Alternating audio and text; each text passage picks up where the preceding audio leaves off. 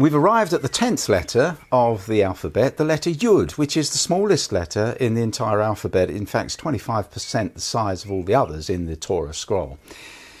The song of this smallest letter, the Yud, is creation and the metaphysical. Creation and the metaphysical.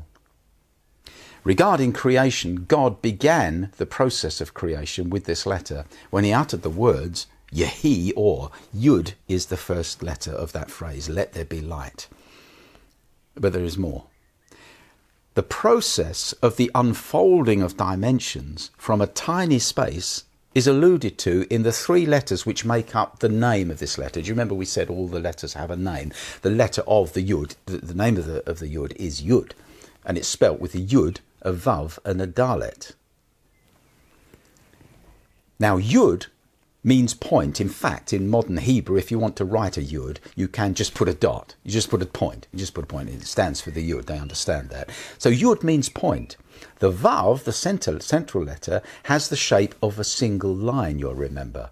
And the Dalet resembles a tabletop, a single line that opens up with a tabletop, as it were. So you've got a dot, a single line, and then a line that opens up as a tabletop. So point, line, surface, defining the stages of creation and the unfolding of the three dimensions which took place at the creation, all in this letter Yud. Everything can be compacted into the Yud: time, matter and energy. In the beginning, this is time, God created the heaven and the earth, this is matter, and God said, let there be light, this is energy, all compressed into the Yud. Judaism explains that, quote, all dimensions are enfolded within the Yud. It's a fascinating thought, don't you think? Particularly when one listens to the cosmologists' conjecture that all the universe was once compressed into an impossibly tiny space.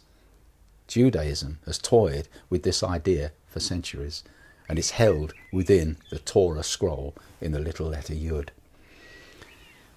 Now the secret of the Yud illustrates the power of God to contract our universe into a tiny point, and at a given moment the power to release all that it contains by a mere word. The sages speak of the Yud as, quote, the little that holds much.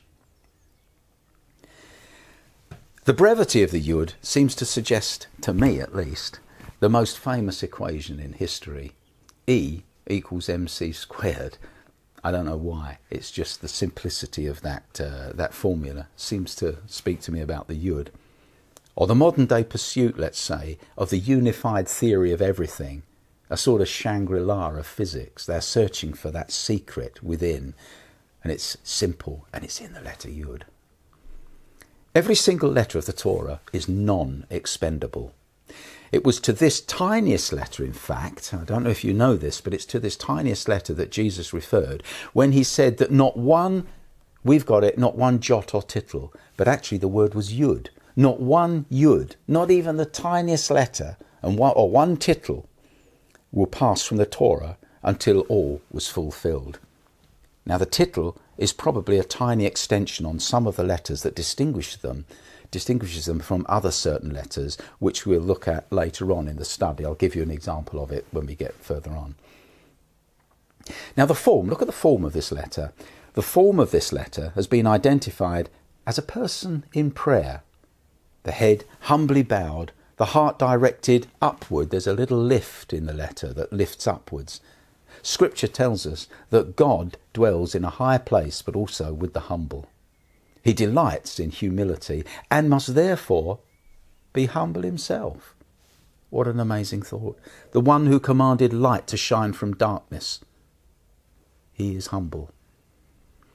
God delights to employ the tiny Yud in special places. He chose a small and insignificant nation and gave it names. A number of names. Israel has got a number of names, and they all begin, interestingly, with the letter Yud. Yisrael, Yaakov, Yeshurun, Yehuda, Yezreel. His holy city, the holiest city in the world, Yerushalayim, begins with a Yud.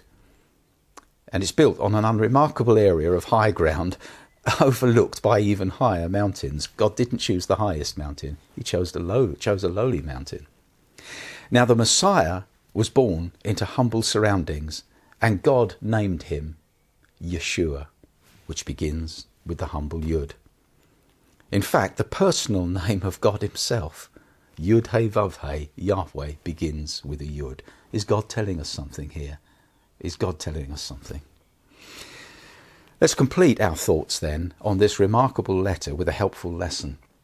The Talmud teaches, quote, "A man should always learn from the mind of his Maker.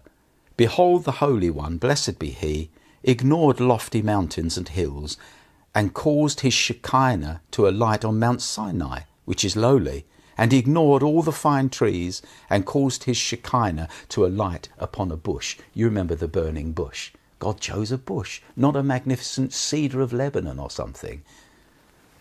A person should always learn from the mind of his Maker.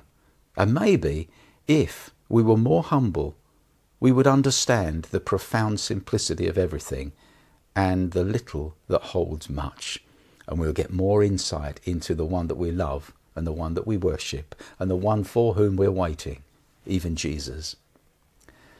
So to summarize this little letter, when you look at it, think of all creation compressed within it. Think of dimensions enfolded within it. Think of the humility of God. Think of imitating that humility. That's the song of the Yud.